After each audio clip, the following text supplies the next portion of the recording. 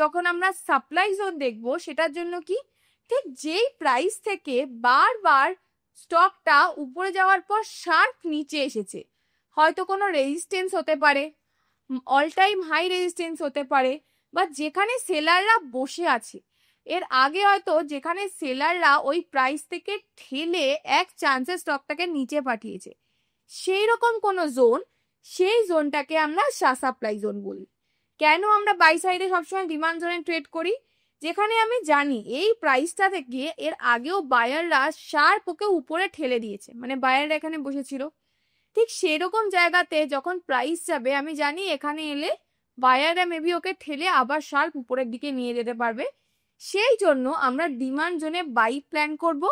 আর ঠিক সেই কারণেই সাপ্লাই জোনে আমরা জানি এখানে আগেও সেলাররা এদেরকে ঠেলে নিচে শার্প নিচে পাঠিয়েছে, এই জন্য সাপ্লাই জোনে আমরা শর্ট সাইডের আমাদের ট্রেড প্ল্যান করব। মার্কেট কনফিউজ করে কিন্তু আমি ক্লিয়ার করি, তাই ফলো করে নাও।